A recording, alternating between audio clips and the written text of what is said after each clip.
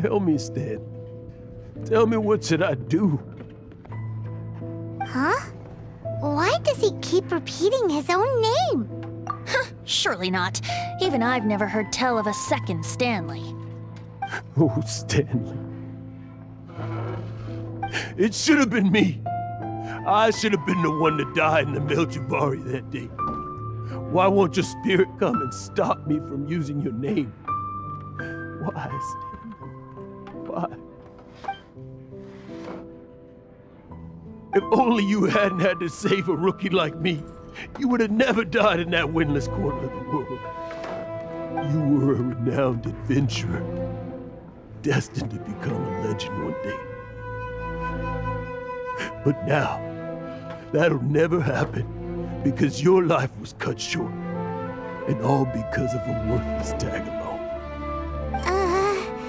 Does anyone get what's going on here? I think our friend really did make it to the Melchivari. And I think the tragedy he encountered there was real too. But the real adventurer, the real Stanley, that was his partner, not him. The real Stanley is the one who died to save our Stanley. Wait, so the only reason our Stanley is called Stanley in the first place is because he stole the other Stanley's name? I fear that may be the case. Stanley, for so many years I've lived in fear. Fear that Mondstadt will forget all about you. So I tell you adventure stories at every opportunity. Mondstadt must remember. Stanley reached the center of the Melchivari. He's the greatest adventurer there ever was, and he lives on. Stanley will never die, because I am Stanley. I am Stanley. I'm sorry, Stanley. I'm getting too old. Now, are you guys planning on eavesdropping much longer? Yikes! We're busted!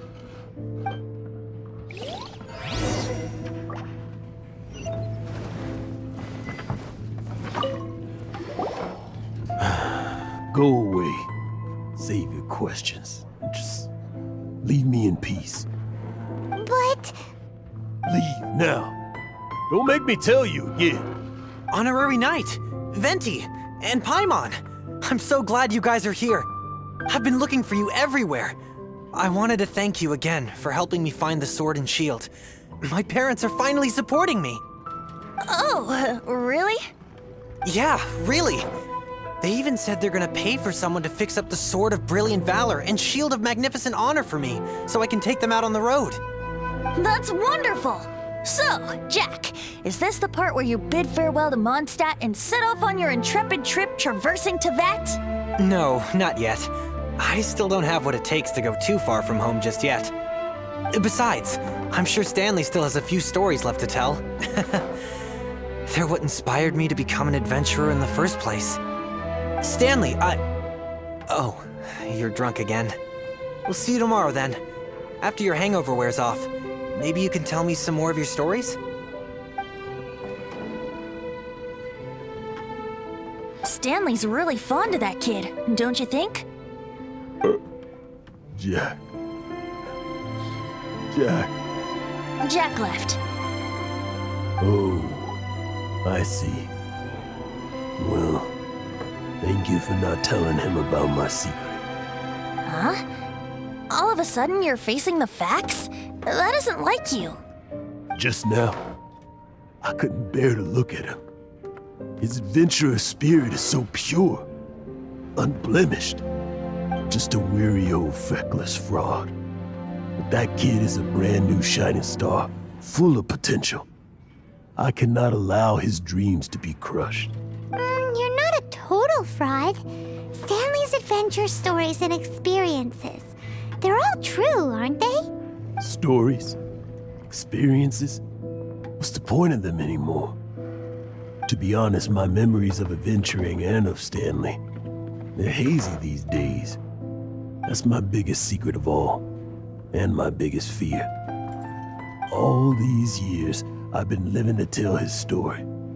But his personality and the details of his life, I don't remember them clearly anymore. But the one thing I can never forget is that he died in a windless land, where his spirit can never be recovered.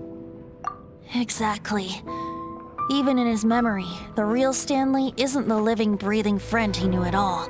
Instead, he's become fixed on the image of him as that battle-scarred warrior. And that image has held him captive his entire life. I'm too old. I never let go. But still, so much has slipped away. I'm completely and utterly worthless. No adventurer should have to go that way. No adventurer ever. Hans Archibald. My true name? How did you know?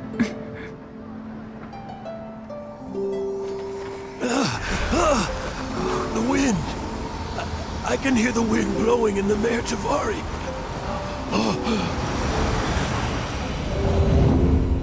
I always believed you existed. Will you hand me your old friend's spirit?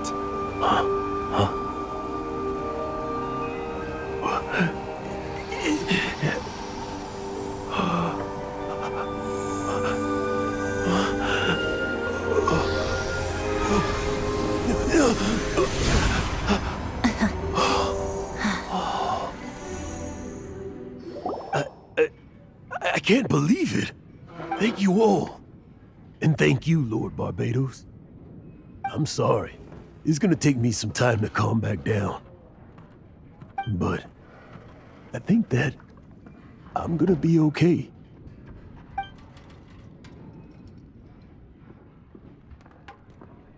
Ah, wonderful! Stanley reconnected with his true self and Jack can finally go his own way. This calls for a celebration. And by celebration, I do, of course, mean libation. And by libation, you mean you're not leaving this tavern till you're too drunk to walk, right? No, the wine here's too expensive. Jack still owes me some wine, though. He promised me a rare vintage in exchange for helping him out, remember? I'll head off to fetch the wine. See you shortly. Let's meet at the usual place. Huh? Where's that supposed to be? Why has Paimon never heard of it? Hey, Tone Deaf Bard!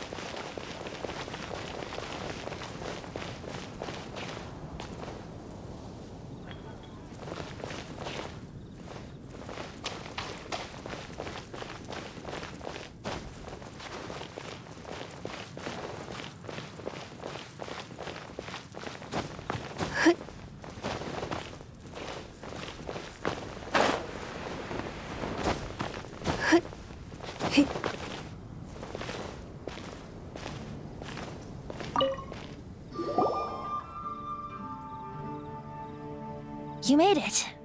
Finally. Just tell us where you meet next time, okay? We looked everywhere.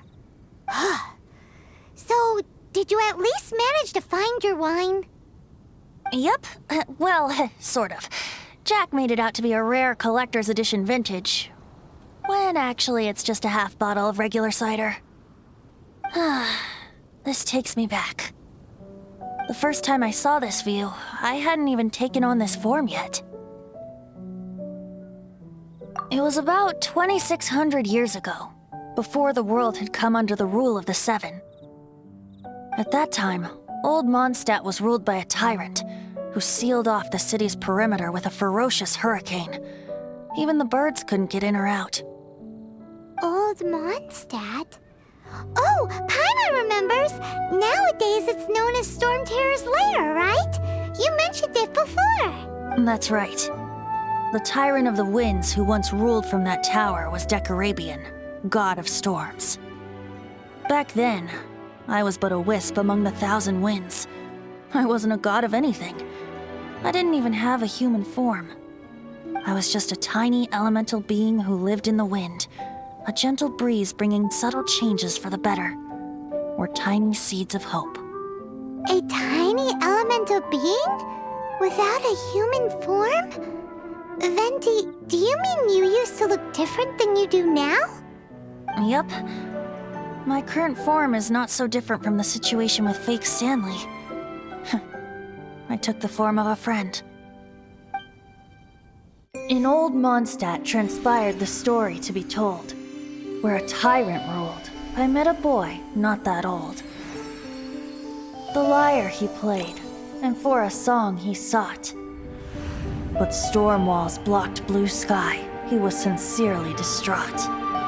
I do so wish to see the birds in flight, said he, his strong eyes filling with light. But his voice was lost in the howling wind's churn, for the whirlwind takes and gives not in return. The true sky and songs that cageless soar, were they not wishes worth fighting for? So the boy turned, extending his hand. Let us cast down the tyrant and his walls from this land. The young boy raised then the flag of revolt, and I threw myself into freedom's tumult. Victorious were we who fought to be free. Gods fell, winds whipped, nations shook violently. In the smoke, a despot met his doom, and we watched as his great tower fell none too soon. Mondstadt began anew, the story passed down, and since then never has another worn its crown. So then what? What happened to your friend? Say, Paimon, do you wish to hear the next part of the story? Yes, of course! The suspense is killing, Paimon! Now's the time you suddenly get a craving for apples? Really? Getting a little peckish or something. Paimon's had it up to here with you! You know, you're so smart it almost makes me uncomfortable sometimes.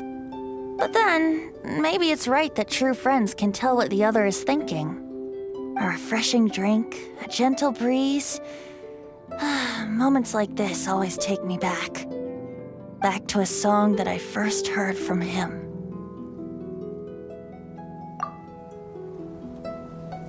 Fly, fly away. Like a bird in the sky. See the world on my behalf. To the heavens may you fly.